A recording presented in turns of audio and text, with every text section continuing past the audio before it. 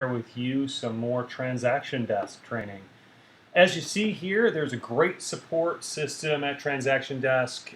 We are all paying for this. So my contention is if you have a legal or brokerage question, of course, pick up the phone and call me. If you have more of a technical bug or an issue, this support desk is fantastic. You can contact them by phone, by email, or you can click on live support. There's also just a ton of help videos right here. So I think mastery will require some clicking around and some doing of some watching. But this is basically anything you can think of. There's a great FAQ here, and they just got tons of information. So if you have any questions that are more like clicking and boxes and how do I sign, how do I this, that's Transaction Desk. So please feel free to reach out to them at any time. They do a fantastic job. What I'm going to walk you through today is how to do a seller's disclosure. So I'm going to hop over to my files here, and you'll see some basic navigation as I navigate here, clicking around, what happens. The best way to learn this is, of course, to play with it and to get more familiar with it. And also, additionally, Wednesdays we do tons of training. So if you ever have transaction desk questions, please bring those questions to training. We try to do as much training as we can. The second half of Wednesday from 1:30 on, it's pretty much wide open. So that block of several hours every week is great for this kind of stuff. A lot of times I'm driving around or in meetings, so getting to explain how to click here or touch there. I'm trying to use as much of the transaction desk support as possible.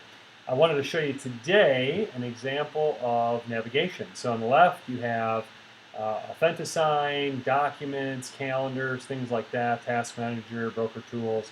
On the right, the big three are forms, documents, and the checklist. So I'll start by clicking on forms. I will click on add. And from here I will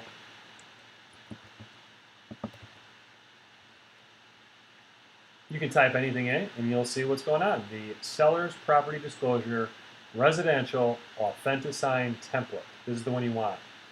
This one does not have the ability for the seller to fill out online. This one does. So I'm going to select this one. If your person's tech savvy, this is the way to do it. If they're not, you might have to print the seller's disclosure and get them to sign it. I will then click on the snowman, and you can see here there's copy and move, slice and markup, send, edit form, etc. Or you can just click on the actual disclosure, and here we go. As much as possible, you want your people to fill these out. Never, I repeat, never fill this out for someone. You always want them to be filling it out. And it's a really simple, basic form that people are just asked several questions, and then they are to click yes, no, or don't know. And to be honest, we need to not play seller here. We need to, if we know, for example, something is a problem, we can disclose in an email or on the phone or in an addendum or something that we know of something. Let's say, for example, there's a crack in the roof and there's a leak, but the seller has said, no, there's no leak, or I don't know. If you know there's a problem, we're legally required to disclose. So keep that in the back of your mind. In addition, don't play seller. Don't tell them what they do or don't know. Let them fill it out. But if you notice something in the property, we are held to the standard of disclosure. So I'll start off by saying that you always want to make sure that you disclose anything you know, but don't fill this out for your seller. So it's kind of a little nuance, but it's some information that will help you. So again, we don't want to be clicking and filling out, and as you can see here, you can't even do it. But we're going to note that the address is filled out here, and from here, these check boxes will be filled out by the seller. And again, I'll let you take the time to read through all of this information and what this is entailed, but I just want to run you through how to Authentisign this document. So I'm going to click on sign here, and it's going to say we're going to step away from the form, which is okay because we're going right into Authentisign. And again, with a seller's disclosure, we need this because we want people to have a paper trail of what has been disclosed and not disclosed. From the Authentisign, we're going to click on participants. We're going to then, if they're not in here already, we're going to add them. So I'm going to add new participant. And in this example, I'm just going to say John Smith. And I'm just going to put my information in there. Okay. So from here, we're just going to add John Smith, and we're going to say it's this email address. I'm going to click add.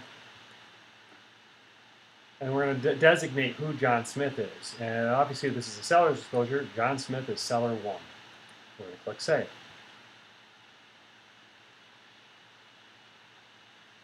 Then I'm going to design the template. Click the little plus mark there.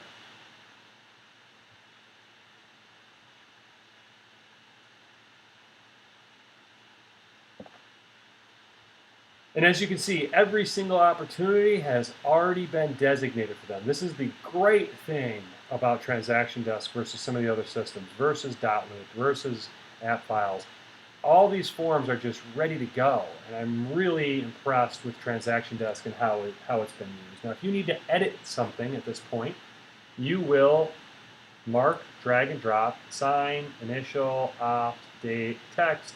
You can mark something up here by either the drag and drop or the markup. I'm going to mark something up here, and I'm just going to put a text box right here, and I'm going to say, how long is the seller occupied the property? So let's say you just wanted to put like 12 years. Boom, done. Okay, I'm going to delete this now because that's not the case.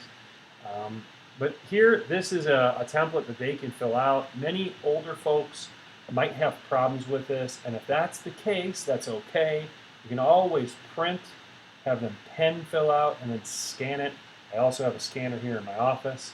But you can also get apps on your phone where you can take pictures of all this stuff.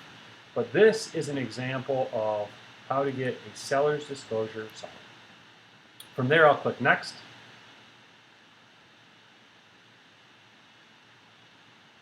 And I'm going to send invitations. And you are done. Very, very simple process. That's a seller's disclosure. Really appreciate you guys tuning in. If you have any other questions, please always bring questions, legal or brokerage questions to me. If you have technical Authentisign questions, they have a wonderful help desk and they're very easy to work with. Just a follow up to this, once you have forms and signings, once something is signed, it'll drop down into documents. And from documents, you'll move things over to the checklist, and voila, we will have a perfect file. Thank you guys so much for tuning in. Hopefully this has been helpful for you.